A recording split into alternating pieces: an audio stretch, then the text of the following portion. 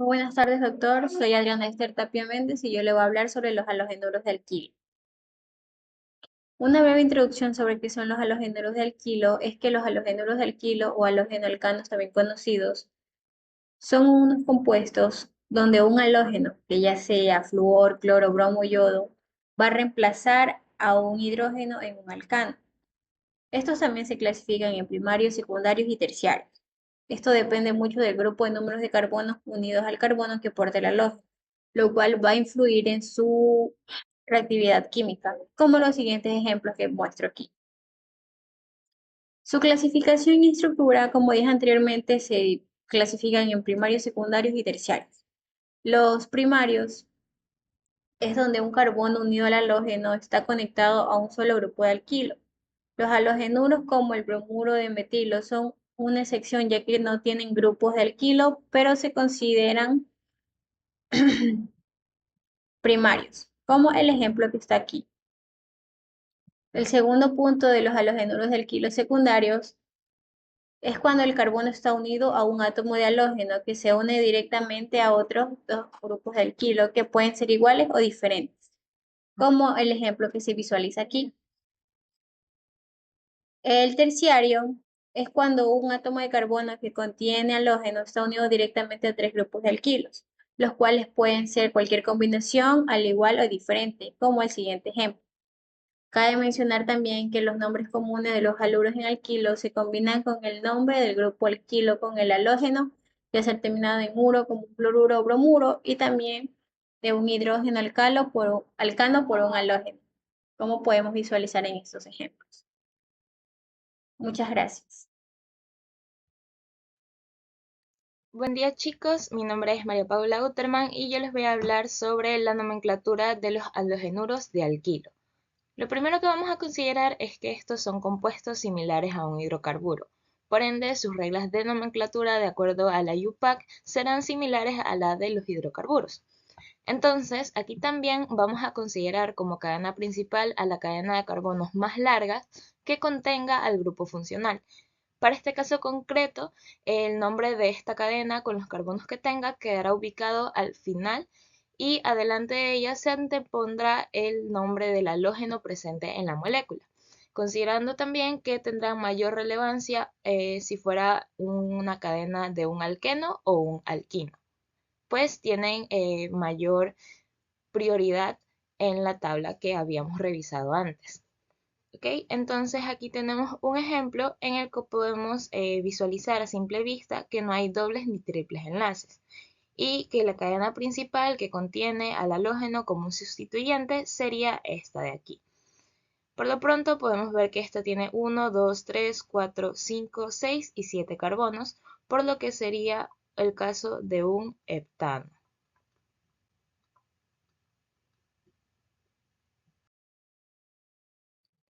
Ok, ahora tenemos que sobre esta cadena que ya seleccionamos como principal se empieza la numeración desde el carbono que tenga más cercano un sustituyente. Esto se hace así para buscar que el número de posiciones de los sustituyentes sea lo más bajo posible. Entonces, para este ejemplo de aquí, lo primero que podemos ver es que el carbono más cercano a un sustituyente es este de aquí. Entonces empezaríamos a numerarlos desde aquí. ¿Ok? Tenemos los 7 carbonos que habíamos contado. Ok, a cada sustituyente se le asignará por delante de él y separado con un guión el número de posición en el que están. Y si se repiten los sustituyentes, pues se va a usar los prefijos griegos ya estudiados. Ok, entonces tenemos un bromo y un metil. Bueno, dos metiles.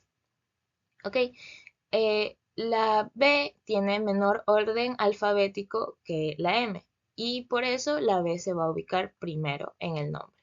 Entonces tendríamos un 5-bromo, 2,4 dimetil heptano. Ahora, si se da el ejemplo en el que tengamos dos o más halógenos repetidos en la misma molécula, se va a utilizar también los prefijos griegos para indicar cuántos hay. Por ejemplo, en esta cadena de aquí, que es de 1, 2, 3, 4 carbonos, y vemos que es un alqueno, tenemos la presencia de 3 cloros. Entonces, vamos a ubicarlos como tricloros, pero indicando la posición de cada uno de ellos. Así quedaría como 3,3,4 tricloro, y la posición del doble enlace sería 1 buteno. ¿Ok?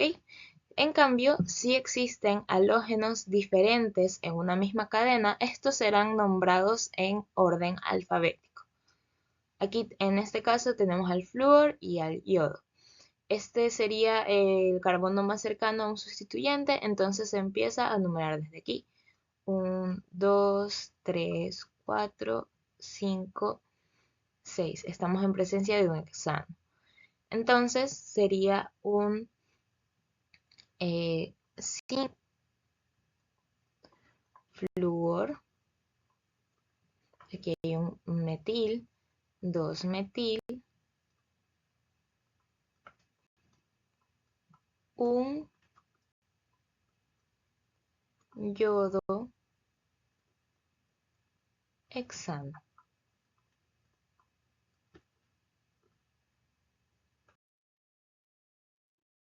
¿Ok?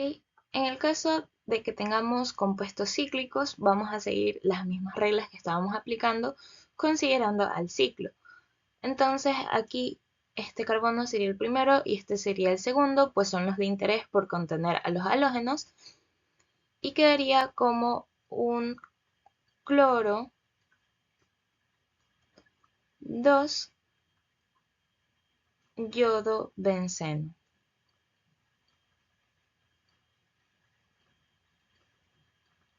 ¿Ok?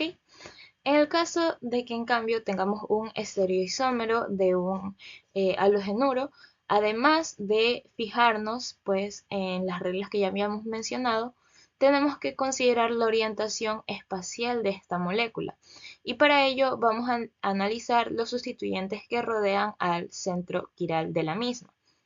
Aquí tenemos una representación de cuñas y pues sabemos que el bromo, al estar más cercano a nosotros, deja al hidrógeno por la parte de atrás, haciendo que sea más fácil analizarlos. ¿Ok? Entonces tenemos los 4 sustituyentes. El bromo, por ser el del número atómico más alto, va a tener la mayor prioridad. Y el hidrógeno, por ser el de número atómico más bajo, va a tener la menor prioridad. ¿Ok? Aquí queda mejor con otro color. Listo. Para estos dos de aquí, a pesar de que sería un CH3 y un C2H5, y pues tenemos carbono y carbono en la misma, consideramos también que aquí se va a ver el número atómico de estos hidrógenos y en esta también. Obviamente en la segunda opción va a ser mayor, por ello esta va a tener más prioridad sobre esta. Entonces quedaría como la B y como la C. Ahora, analizamos la rotación de estas letras desde A hacia B y C, y lo que podemos observar es que sigue las manecillas del reloj. Entonces, si al principio esta molécula era un 1, 2, 3, 4, un 2 bromo butano, ahora, por la configuración en el espacio que tenemos de esta, como sigue las manecillas del reloj, va a ser un R2 bromobutano. Gracias. Buenas noches, soy la estudiante Peñarrieta Rentería Leslie. Voy a hablar sobre las reacciones de primer orden y de segundo orden. Reacción nucleofílica. Es una reacción química en la que un nucleófilo atraído por la carga positiva parcial del carbono de una molécula ataca este átomo y desplaza el grupo saliente que se lleva consigo un par de electrones del enlace. Las reacciones de sustitución nucleofílica transcurren generalmente sobre los haluros de alquilo, que estos compuestos están polarizados en el enlace del halógeno, generando un carbono electrofilo. Los que sustituyen el halógeno en el enlace de carbono con el grupo saliente son los nucleófilos, reacción tipo de base Lewis. Sustitución nucleofílica de primer orden. En este mecanismo, la velocidad de reacción depende únicamente de la concentración del sustrato, sin influir la concentración del nucleófilo. En mecanismos de sustitución nucleofílica de primer orden consta de dos etapas, una lenta y una rápida, como el siguiente. Este tipo de reacciones tienen varios factores determinantes. Primero, el sustrato. La etapa lenta es la formación del carbocatión, por lo tanto se deriva de lo que pueda dar lugar a un carbocatión estabilizado por el efecto positivo, que conduce a un mecanismo de primer orden. El orden de reactividad de los sustratos son terciarios, secundarios, primarios y metilos. Los sustratos terciarios poseen tres grupos de alquilo unidos a un carbono central, que estabilizan la carga positiva del carbocatión a través del efecto inductivo. Los sustratos secundarios generan un carbocatión menos estable que los terciarios, pero los primarios tienen otro tipo de carbono. Los carbonos primarios y los metilos forman carbocationes muy independientes, por así decirlo. Luego tenemos a los nucleófilos de primer orden. Básicamente los nucleófilos no intervienen tanto en la reacción, pero estos atacan al carbocatión formando el paso lento de la reacción. La influencia de la velocidad de una reacción de primer orden no depende de la concentración de la fuerza del nucleófilo, ya que el paso determina es la formación del carbocatión. Grupo saliente. Cuanto más débil sea el enlace del compuesto orgánico con su grupo saliente, más favorecida está la formación del carbocatión. La reacción de primera etapa del grupo saliente, los mejores grupos serían los de bases débiles. Los mejores grupos salientes son los iones más voluminosos o capaces de estabilizar la carga negativa. En medio del hidroxilo o de un alcohol se protona y el grupo saliente del agua, que es el mejor grupo saliente de los halógenos, son como quiera los más voluminosos. El paratolueno sulfatano es un ejemplo de un excelente grupo saliente. Disolvente. El disolvente es cítrico en el mecanismo de reacción de primer paso. Los disolventes protóticos aceleran la reacción ya que tienen en lugar de formación de enlaces de hidrógeno que producen una polarización, debilitando el enlace del compuesto orgánico con su grupo saliente. Los disolventes protóticos polares estabilizan el carbocatión. Cuanto más polar es el disolvente, más fácil es la formación de carbocatión, lo que aumenta la velocidad de la reacción. Vamos con la sustitución nucleófila de segundo orden.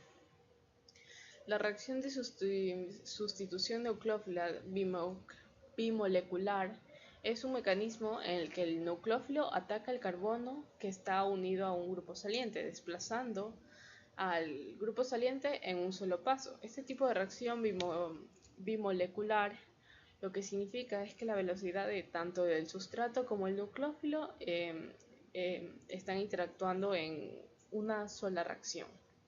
Su mecanismo en un solo ataca el nucleófilo y la salida de los grupos salientes ocurren simultáneamente. No hay una formación de intermediarios o carbocationes. Su dependencia de la velocidad, la concentración tanto como el sustrato o del nucleófilo, a mayor concentración del nucleófilo, mayor será la velocidad de la reacción. La intervención o configuración de la estereoquímica. Debido al ataque nucleófilo por detrás del grupo saliente, se produce una inversión de la configuración del carbono atacado. Si el carbono es quiral, el producto tendrá una configuración opuesta al sustrato original, invertido. La reacción rápida. Las reacciones generalmente ocurren más rápidamente en condiciones de baja energía de activación, debido a su único paso. Estructura del sustrato. Los sustratos primarios son los más favorecidos, ya que el grupo saliente está menos estorbado por el grupo de átomos cercanos. Los sustratos secundarios también pueden reaccionar, pero la velocidad es más baja que en los primarios. Sustratos terciarios. Prácticamente estos no participan, interactúan en la reacción debido a que su repulsión estérica y la dificultad para acceder al carbono central no se da. La naturaleza del nucleófilo y el grupo saliente. El nucleófilo debe ser fuerte para facilitar el ataque.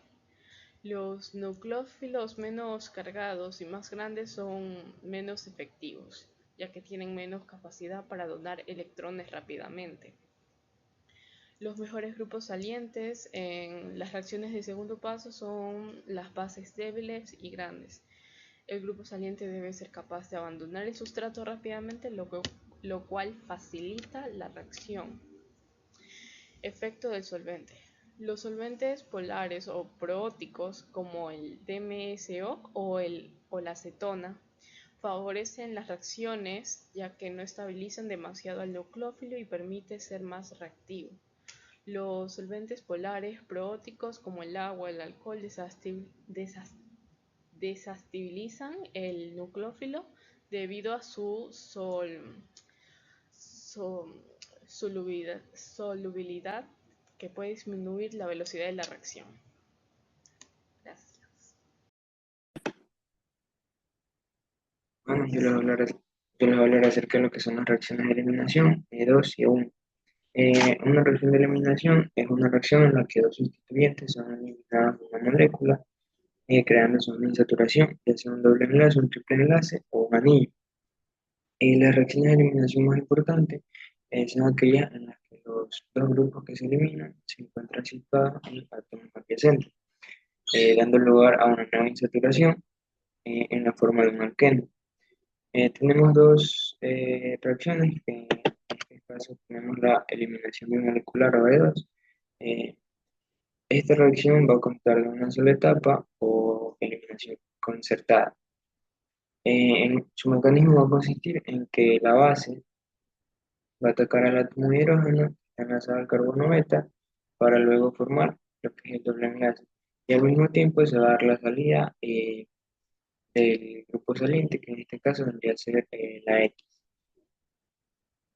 Una vez dada esta transición, los, los compuestos, por decirlo de alguna manera, o los enlaces, mejor dicho, CH y CX se van a eliminar por completo, eh, dando lugar al doble enlace, que como vemos aquí. También está la eliminación unimolecular o E1, y esta va a constar de dos etapas. La etapa de ionización, en la que va a romperse el enlace CX, ya que se va a dar la eliminación del grupo saliente, en este caso la X, llevándose sus electrones y formando el catión, el carbocatión, como vemos aquí en lugar. En la otra etapa se va a dar la eliminación de un protón del carbono adyacente, que en este caso vendría a ser que está al lado del carbono del carbocatión. Una vez dada la eliminación de este eh, protón, se va a dar la creación del doble enlace. Eh, en cuanto a sus diferencias,